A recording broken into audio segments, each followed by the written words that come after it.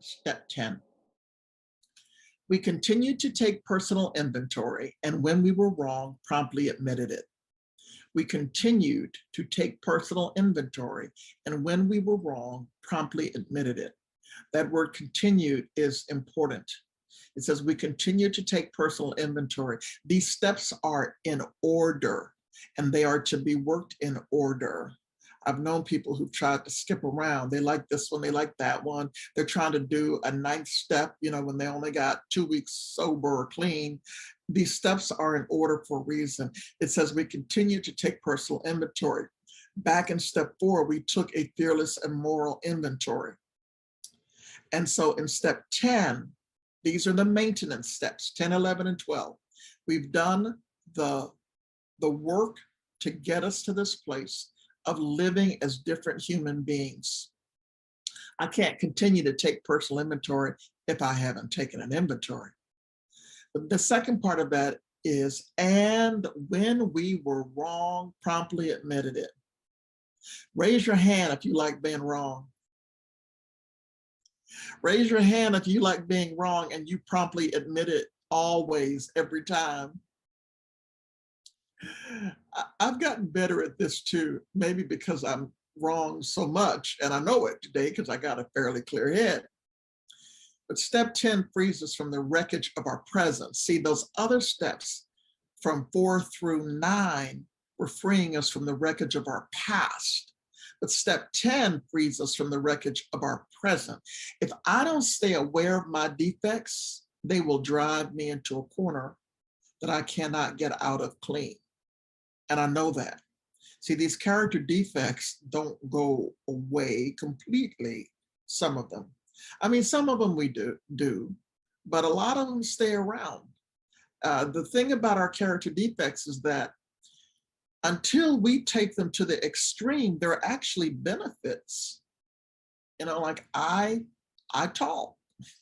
My mother says I came out of the womb talking.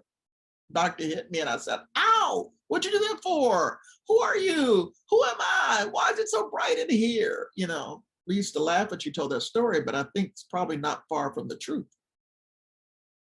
But if I'm over talking somebody, that's not good.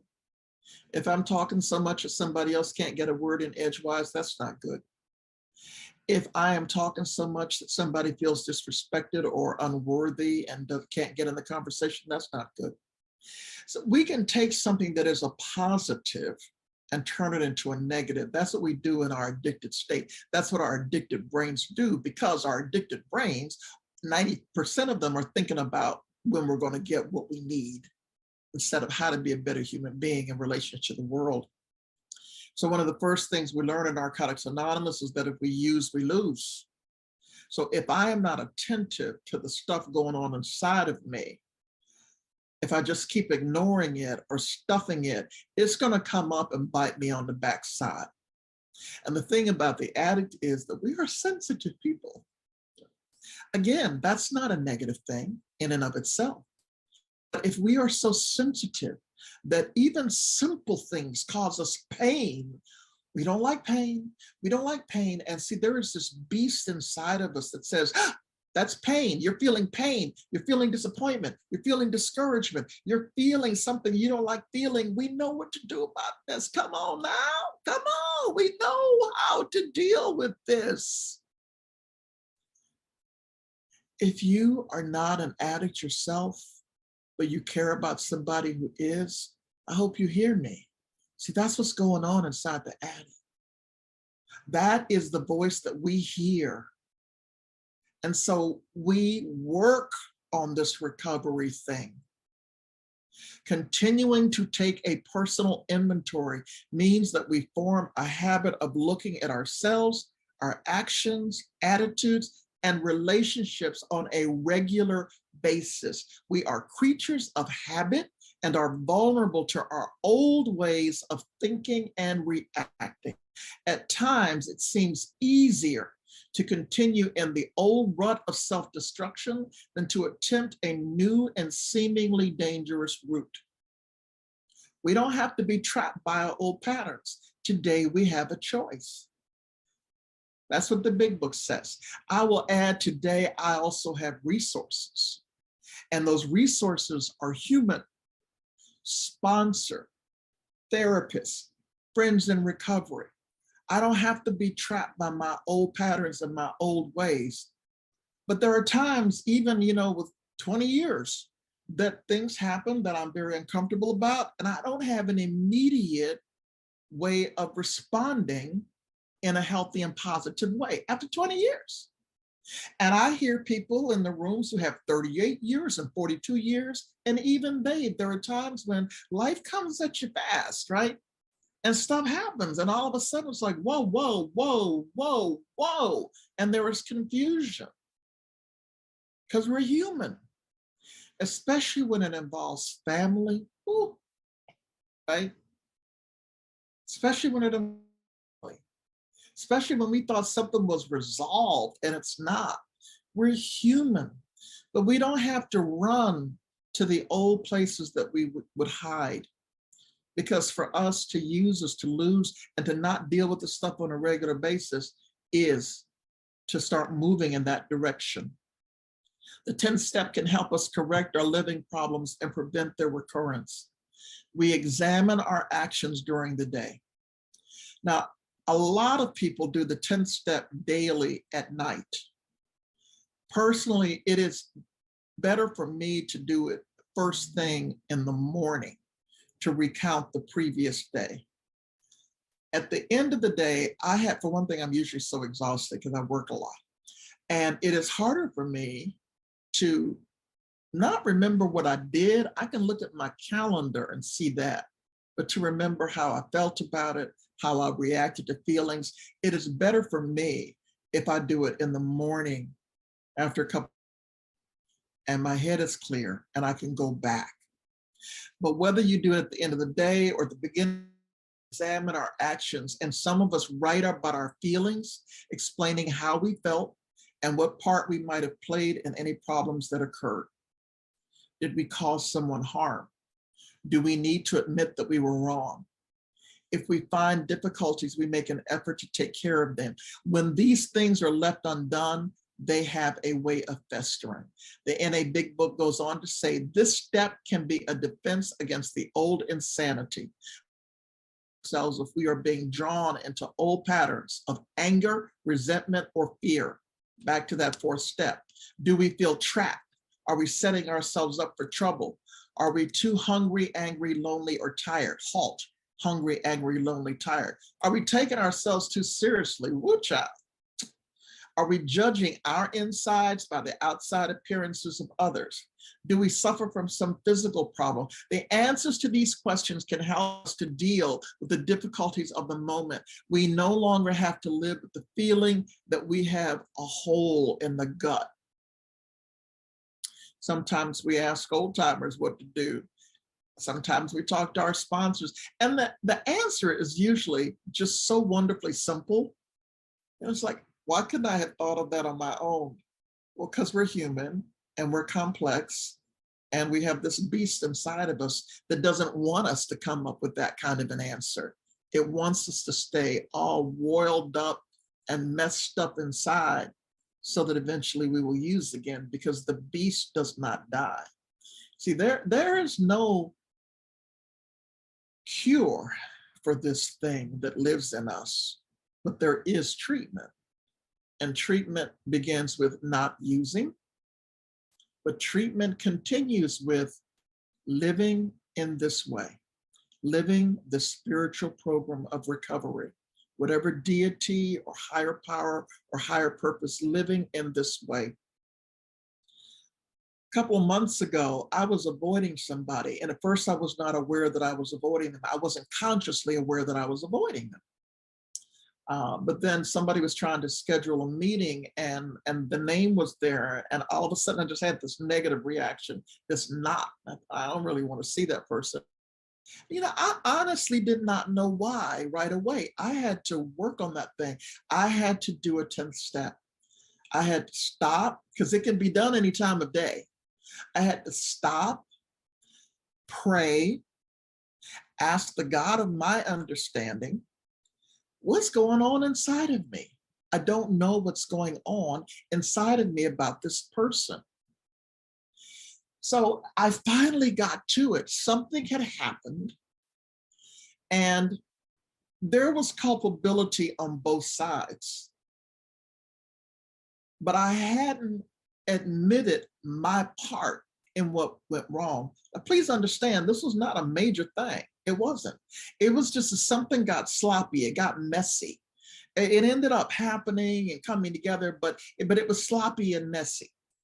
And each of us had a piece of that. But as I said about that ninth step, it's about me admitting my part.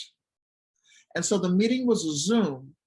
And with all those other little squares right there, I was able to say, so-and-so, I neglected to apologize to you because I didn't blah, blah, blah, blah, blah before that situation. And I'm sorry about that, and I will do better in the future. And that person was able to say, no, it wasn't your fault. No, I dropped the ball on that completely, blah, blah, blah. So that's nice. But even if they hadn't, I took care of my side of the street. If they had said, yeah, you're right, and I hope you do better, I just have to take that because I need to do better. I did have a piece in it. This isn't about their reaction. It isn't. It's about me being clear that I acknowledge I made a mistake. Ooh, imagine that. I made a mistake. I forgot to do something in a timely way. I'm human, but it did impact other people. Imagine if all the people in your life lived like that. There's a reason that so many addicts and alcoholics and people in other 12-step programs will say, I am a grateful fill in the blank. I'm a grateful addict. I'm a grateful recovering gambler. I'm a grateful recovering overeater. I'm a grateful recovering alcoholic. Like, why would you be grateful for this? You not see the toilet that your life became? Well, yeah, but we also have a blueprint for living today. And we can get to a place of spiritual growth that, to be honest, doesn't happen to a lot of people who go to church all their lives. Right? I know some cranky people in church. I don't have the luxury of being that today. And I'll tell you something, trying to stay clean and sober as a cranky person, as a mean person, as a judgmental, unforgiving person, that's miserable. That's because they're inconsistent. This spiritual way of life, this blueprint for living is incompatible with that. We learn to live and let live. So whatever folk got going on, I mean, it may appeal to me or not. I may find it aesthetically appealing or not. It doesn't matter. Doesn't matter. I get to accept that every human being walking on this earth is a child of the God that I believe in, has unimmeasurable worth, that they are loved just like me.